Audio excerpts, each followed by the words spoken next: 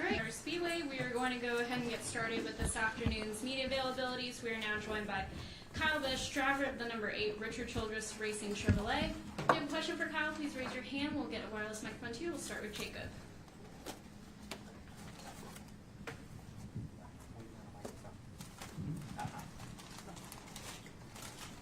Jacob Silverman, Race Face Digital. Kyle, I know it's the first time we've been on the concrete here in the spring in a couple years, but with it being a concrete surface at Bristol, do you notice as much of a change compared to other tracks that we visit twice where you've got a daytime race versus the night race when we come back in September?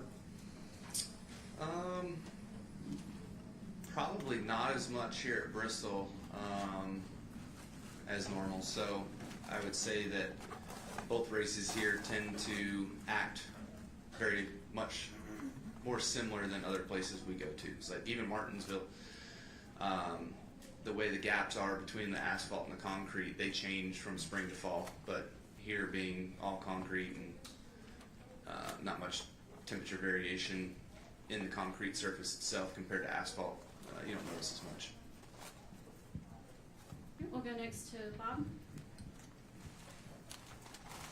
Bob Proctor, Stock Sports. I had a couple. The first, have you seen where they've kind of repaved and patched at Coda? And if so, how will that impact the race? I don't think it's going to impact the race any. I have seen, I think they got rid of a bump on the exit of 1. I think they did a little bit into the backstretch straightaway through, is that 12 or 13? And then out of the carousel and into 19. So I don't foresee it changing a whole lot. Like you'll be lack of grip probably through the carousel, and then you'll pick up grip on the exit and be able to go much faster through 19. But then out of 19, it's back to the old asphalt, and turn 20 is very slow with old asphalt being as slick as it is. So I don't know that it really opens up any more opportunities of passing or anything like that. Just smoother surface, I'd imagine. And well, we're not expecting any change in horsepower. Let's say if NASCAR were to change the spacer and give you more horsepower, like what else would you need to know? Like would you need to check gearing, check tires, check the transaxle? Like from your kind of mechanical knowledge of the car, like what else would need to happen before you could actually go out on the track? I would say the only thing that would be a limiting factor might be the transaxle, but honestly I've never really looked inside one or seen the components of one to see how sturdy the gears are. That would about be the only thing in my book of just knowing whether or not it would withstand the horsepower gain. I would imagine that it wouldn't be that big of a deal, because I think X-Track builds transmissions and such for like off-road racing and things like that where they're over 1,000 horsepower, so I'm sure they're used to, or at least have experience in that realm of the higher horsepower. Brakes are fine. We don't blow the tires off enough. I think that's what we're all kind of talking about. We need these things to be faster going into the corner, utilizing the brakes more, utilizing the tires more, having an opportunity to overdrive the cars more to burn the tires up, and then see guys struggle over a run. Yeah, let's go to Matt Weaver and then to Mark Garrett. Matt Weaver, Sportsnot. You've had various runs here over the years where you've been really, really good, and this place has changed a ton, whether it's been the surface or the way the track was cut up on top or whatever. What are the things that make you good at Bristol, and does this car and this current version of the track and the resin, does that give you confidence here given what you've had before, or is it just a completely different place? The car really changes a lot for it, for me. We won here with this car on the dirt surface, but I would say that since we've been bringing the new next gen to the concrete surface, I have not found my way with it yet, so I definitely had a way with understanding this place and having a sense of setup and how to drive it and whatnot with the old stuff, but not with the new stuff. So we'll see what happens here this weekend with our number 8 FICO Chevrolet. Looking forward to the truck race. It's been a long time since I've been in a truck here. I think the last time was 17 when I won. So certainly be nice to come out here and go back to victory lane with one of those. And I know you have a lot of affinity and respect for Bubba Pollard, and he's going to make his Xfinity debut here in a couple of weeks. What does that mean to NASCAR, the short track industry, to have him get a chance and tell his story to this crowd and audience? Yeah, no, I love it. you know, a guy that works as hard as he does and does as much on his own as he does. I mean, he's a really smooth guy. I've raced against him a lot, and we've had some really good battles. We've always been cordial with one another. I think the only time was one of the younger kids that was racing for me. He punted him out of the way at I think it was Alabama one time at a race down there, and he said, well, that's what Kyle would do. And I called him, and I'm like, bro, when have I ever done that to you? Like, come on, man. And so, you know, we've always had a good relationship, so I respect the hell out of him for what he does, and he's honestly one of the best, definitely one of the best from the South in the super late model ranks. I've raced against a lot of greats, you know, out on the West Coast, up in the Northeast, Midwest, a lot of different names that always come to mind. All right, we'll go to Mark, Lee Spencer, and then Dustin Long. Mark Carroll, PRN. Kyle, good afternoon. Last year you seemed to get off to such a quick start. How would you categorize what's happened this year in the opening part of the year? Yeah, I would say, I mean, the Clash was great. We ran really well there. Daytona, we were fast. If I would have chose a different line on a restart, we probably would have had a top 4 at Daytona for sure. Atlanta coming oh so close there with, you know, just needing a couple inches to win that thing. And then, you know, Vegas, we were really fast. We were probably one of the only guys that could keep up with Kyle, Tiny Kyle. And, you know, we had a great shot there, and then just, you know, pit road was our demise. And then last week, obviously, just not very good in general with the short track stuff. Still, we've tried everything, so I don't even know where to go next with what we do next. But we'll see with some new ideas if anything works here at Bristol. Being as though it's a short track race, but it's definitely still the different aero package. But yeah, I mean, we've come to find what our strengths are and what our middle ground is and where our weaknesses are for sure. So we keep trying to improve on all of them. Is the pit crew still an unsettled situation, or do you think you've got the pieces now going to let them kind of work their way through it and smooth everything out? I would say it's still unsettled, obviously. You know, the proof is in your results, right? You're only as good as your last race, as us drivers tend to say. So you're only as good as your last stop, I guess, as a pit crew guy should say. But I know that everybody at the shop and all of RCR is working hard on trying to figure something out and get through it with the resources that we have. And, you know, each week we'll keep trying to fine-tune the personnel and make the best that we can out of the situation we got to have at least decent stops. You know, my thing is like, they're either the defense or the special teams unit, whatever, however you want to look at that, right? When you come down pit road, I've been saying it the last couple of years since we've been racing this car, the easiest time to pass people is when they're sitting still. It's when they're in their pit box. And so we can't be the ones that are always getting passed. You know, we need to hold our own. All right, we're going to try to get in 4 more questions for Kyle here. So we're going to go to Lee, we're going to go to Dustin, Chris, and finish with Kelly. Lee Spencer, Sirius XM NASCAR Radio and CatchFence.com. Your teammate Austin Dillon was talking last week about making the tire tread or the width of the tire smaller. He said it would make you guys feel like you have more speed with the new short track package, and I'm kind of curious whether or not you follow that philosophy, and how do you think that package will react at Richmond? Yeah, I mean, I can see where he's coming from. I think we've all kind of said that when the tire got wider, we all knew it was going to produce more grip. We all expected it to be softer, so it would wear and it would wear out, and then you would have, you know, less grip over the course of a run and have some fall off. But unfortunately, we haven't seen that. You know, we haven't seen that softer compound yet. We saw last year here at this race in particular where guys stayed out on 60, 70 lap tires, went to the rest of the way on the first stage and won the stage. You know, guys were finishing in the top 10 by staying out. So you don't want to have tire blowouts. I get that. I understand Goodyear's sake on that part. But, you know, I think when we have had softer tires in the past and we had blowouts, that's because they were softer, because they wore out, because we punished them. You know, so like you're kind of to your own demise in a sense, but I guess tires not holding air probably don't sell well on Monday.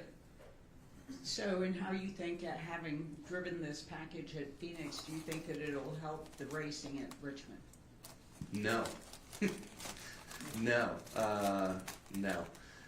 The problem starts at the front of the car. the splitter and the way the air is and everything that we all do for setup stuff to make these things rely on the air as much as they do. That's the problem. I think they went about it. It's a funny way to say it, backwards. There's another way of saying that. I'll leave it for another day. But they started at the back of the car. That's not the problem. It's at the front of the car. So that's it. Dustin Long, NBC Sports. With all the talk about this could be changed or this could be changed or this could be changed, I'm curious, what are today's fans not able to see you do that you could have done with how you could have displayed your talents 10 years ago, 15 years ago in the car? What is this Kyle Busch that fans are seeing now, and how much is this not the 100% Kyle Busch that we could have seen 10 years ago? Is it that much difference? Or Yeah. No, I get what you're saying. I feel as though that when the teams were able to build the cars with the manufacturers and they were able to design them the way they wanted to design them, you had particular teams that would really focus on chassis build. They would work on their front clips, they'd work on their rear clips, they'd work on their bodies, they'd work on their engines. You had a lot more feasibility in where you wanted to dump your resources. Did you want super speedway cars? Did you want intermediate cars? Did you want short track cars, road course cars? You get it, right? So now we all have the same Legos, and it's just about how you assemble the Legos, which apparently we're not smart enough yet at the short track Legos to have that program scienced out. But you also, for me anyways, I feel like the practice limitations that have been set forth, I don't have time to work through and dissect the car as much as I once did, of being able to go through practices, look at the data, go through another practice, go through qualifying, go through weeks of being able to do that, to build on your program and to give that feedback to the team and the engineers and everybody back at the shop to make your stuff better. So I would say that that's probably a big part of it. And forgive me, but all this talk about simulation and how far it's come and how you've seen it come through your years, with what you talked about not being able to get that feel in practice and so forth, why can't that be done in simulation, or where does simulation fall short that it prevents you from getting that or helping make you even better in practice situations? I would say that there's nothing like the real thing. There's nothing like the asphalt dyno, as my dad would always say, and going to the racetrack with your stuff and competing against the rest of the competitors to see where your shortcomings are. So, this is a dumb analogy, but the smartest robot in the world will never be what a human is. You know what I mean? Like, it takes a human to build that robot. So there's going to be way too many circumstances that would come about to make sim life what real life is. All right, we're going to take two final questions, Chris and Kelly. Chris Weaver, Fox 8 WGHP, High Point. Kyle, how important is it for NASCAR to have a superstar, somebody who transcends the sport like Richard Petty or Dale Earnhardt or Jeff Gordon? And do we have one now, and what would it take to get there if we don't? You're looking at him. No, I'm kidding. I think his name's Chase. He's the man, so ask him. But yeah, we don't have, for whatever reason, I'm not sure what it is, but you have the diehard fans of NASCAR, of the Jeff Gordon, Dale Earnhardt, Rusty Wallace, Terry Labonte, Mark Martin, Harry Gant, you name it, guys from the 90s, mid-90s, late 90s, all of that. And our world now today of the 2024 is a lot different fan base of following along. I don't feel like we were able to transition a lot of the fans that were fans of those drivers, of the names that I just mentioned, into a William Byron fan or into a Kyle fan or into whoever. They kind of probably went away and just stopped following as much, which is hard to say because honestly, like, when you look at NASCAR, the fans love the drivers. Like, the driver star power, that's what brings people to the racetrack, is the drivers. When you look at the NFL, for instance, those players on that team change so often. You guys think my pit crew names changing every week is a lot. Look at the roster changes of NFL teams and what they do with it, what they go through with their 53-man roster. But fans are fans of the teams, and a lot of times, I'll throw a name, Jacksonville, for instance, the last few years, like, they're coming back because of a Trevor Lawrence, right? They've got somebody back that has brought the team back into the forefront. But before that, their stadiums were empty. You know what I mean? So you can find the same struggles across different sports, is what we see sometimes. And we'll finish There's the man. He just walked in. See? You'll get him in a minute.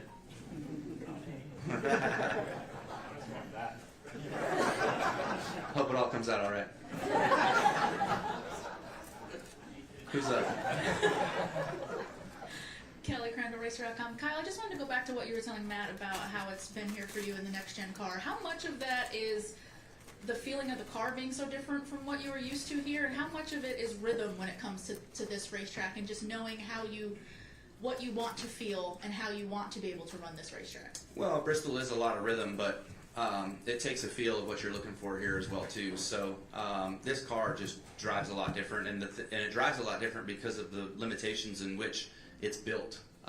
It just has a different way of you needing to go about it, and I've learned some of that, but I guess I'm not the best at figuring out how to be better than some of the other drivers, or maybe their cars are better than my car. I don't know. It's not like we can swap seats. So,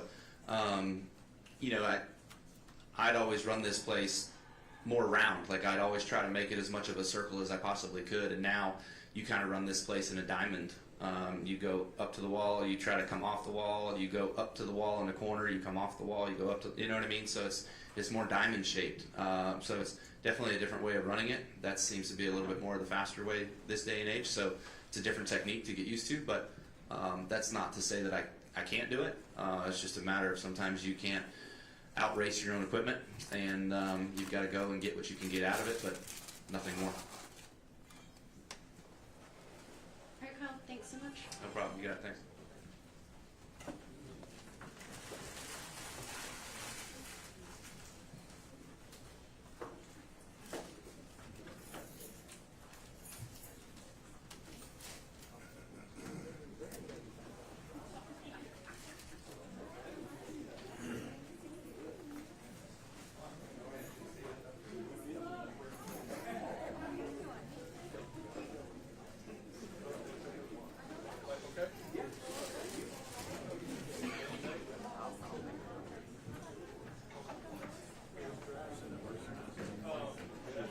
Alright, and we are going to roll right into our next meet availability. We are now joined by Kamui Kobayashi, who will be driving the number 50 next weekend, number 50 Toyota for 2311 Racing at COTA.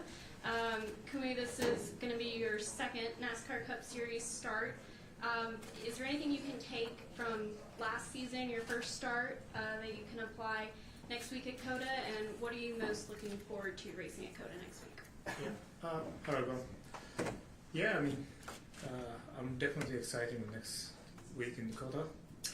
Obviously, I think my first race even last year at Indy, I think I was a little bit surprised, which I think race went quite smooth.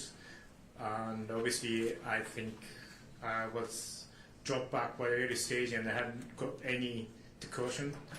And so it was actually quite difficult to back in the field. But I had a great fun, and I had this opportunity, thanks for the Movie 150 anniversary, this opportunity in the COTA. I think I'm definitely looking forward next week. We had more preparation, and I had been racing COTA 5 times already in the Formula 1, the WEC. So, I think Indy was my first time ever racing there, but next week I have more experience, so I think definitely I'm looking forward to the COTA race. Great, we will open it up to questions. We'll start here with Steven, and then we'll go to Jacob and work our way around the room. Steven Toronto, CBS Sports, Kobayashi-san, お久しぶりです。I guess this is the first time that a lot of us have spoken to you since Indianapolis last year, so I guess I was just wondering, what was the reaction back in Japan to you running a NASCAR race, and then what did you hear from people in terms of media, the public, other drivers in Super GT or anywhere else in Japan?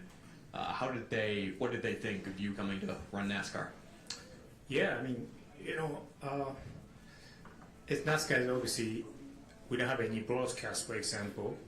And last year, when I did the Indy race, I think first time I think they broadcast. I think the used to be was like last broadcast was like 2016 or something like that. So I think many people were watching NASCAR, and people looks exciting, you know. And I think there were quite many comment about my social media about NASCAR stuff. You know, I think we have not enough knowledge, and this time I think used to be we are broadcasting in Japan. I think most race, but not this time. Again, I think we're gonna have the live broadcast next week in Kota. So I think people are getting more knowledge about NASCAR, and definitely I think our racing between the NASCAR is huge different. But you know, when I look at the NASCAR races, the base, the more the fun base when you look at the event. So hopefully I think people get more, you know, understanding of what NASCAR is, and myself also still learning how NASCAR regarding the old, you know, work being as a driver.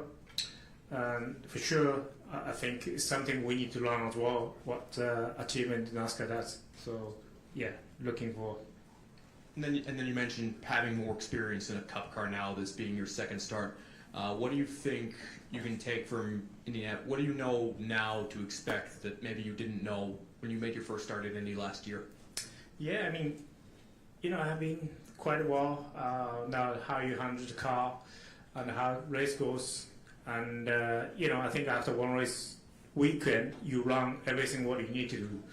Obviously, the last time when I raced there, I spent a lot of energy for nothing to do. But I think second time I had to say I can manage myself better. And I had to say I'm pretty well, you know, the preparation right now. And we spent quite a lot of time in the simulator. And so far looking good. So, yeah, we see. ありがとうございました。ありがとうございます。 Jacob Zillman, Race Face Digital, couple for you, Kamui, right here. Yeah.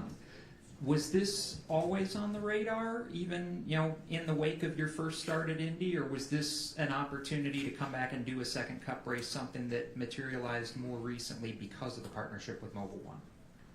No, I mean, I think that was the Mobil One 50th anniversary. That's it's coming up. Obviously, I think it's not like something, you know, consistent. We just happened one time, and I don't know that behind the reason. It's Toyota TLD to manage to find a partner. So thanks this hard work for that. And I know with the transactional sequential shifting, a lot of the things that we've added on the next gen car brings it a little bit closer to, like, say, a GT car or some of the road course racing.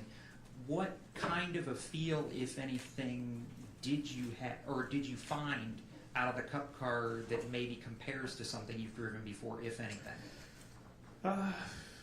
It's obviously it's not easy to find this. For me, I think the closest race car, it's supercar in Australia. I think that's the closest one I had to say, which I've never driven. I've driven GT3, for example. It's way different compared to Cup car. It's the weight is the huge difference. And also in terms of the system, I mean, we have kind of ABS, we have traction control in this kind of car, but I mean, the Cup car, really nothing, even the no sensor about taking the data. So I think I'd say our, you know, the technique that what we learn is quite way different, but still a race, it's always great opportunity. And this time, you know, when you look all the motorsports, it's we're gonna have like BOP, and you know, it's not easy to as a driver to really perform everything. But in the NASCAR, I have to say the driver demand more than any other category. So that's why I'm really, you know, happy to be here and challenging myself as well. Any interest in ever trying an oval race, or stick to road courses? I think I had to start at the track first. Okay, we'll go next to Deb Williams. Up front here. Deb Williams, Auto Week. Kind of to follow up on that, Do you foresee competing in any more road course races this year and NASCAR? And what do you like about competing in NASCAR? It's totally different from European races and Japanese races as well. I mean, you know how you doing the all event. I think that's a huge difference.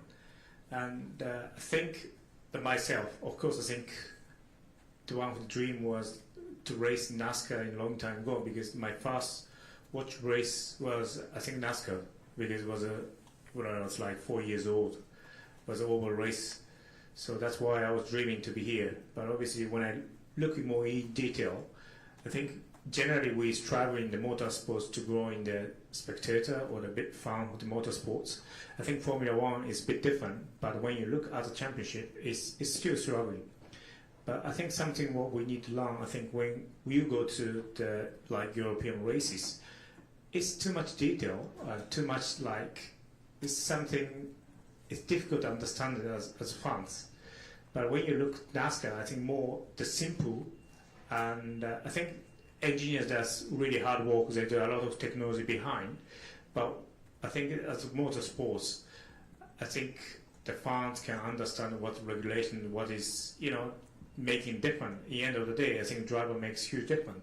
I think that's how it's important to support from, you know, the fans to the driver, and more connectivity between the, you know, the fan to the motorsports. So that's why, you know, I think I feel something we need to learn. And it's really, to be here is something really honor to be here, because I can learn, you know, my age is 36, 80 years old right now, but it's something I learned quite a lot. Thank you. Thank you. Okay, let's go to Jim Utter and then Matt Weaver. Jim Utter, motorsport.com. A sort of a follow-up to Jacob's question. Have you had a chance to look around this place much, and just wondered what you thought of it, and could you ever envision yourself trying any kind of race vehicle around here? Yeah, I mean, first time coming to Bristol, I have done the same here. First time I think was like 4 years ago, just for fun. You know, I didn't expect it's such a big stadium. I mean, when I drove in the sim, it's just, you know, that, you know, how bank is and how small it is. But when I look from outside, it's not like race track. It's like something you can see the football or something like that. So it's a surprise for me. But as a driver, it's something I'm looking forward to race. But I have to say, I think Cup car is one of the best to race. I mean, if you bring our car here, I think probably it's too small, too fast. And yeah, I think something new to discover, but it's something for me I never experienced. I think my highest banking was Daytona, which is, it's not, I think not as much as high here. I don't know, but yeah. But still, I think for spectator, it's something very interesting to watching, I think, this kind of race. Yeah. Matt Weaver, Sportsnet. How you mentioned earlier that, you know, NASCAR isn't quite as prevalent on television. It's not as easy to find. NASCAR has a long history in Japan, of course. They've gone there before. As NASCAR starts to explore more places they want to race across the world, is there an audience of fans there? Are there people who are passionate about NASCAR that could be something that they should look at having maybe a race in Japan someday again? Yeah, I mean, for sure, I think that's the biggest opportunity. And you know what is a huge difference compared to any other motorsports category? It's a sound.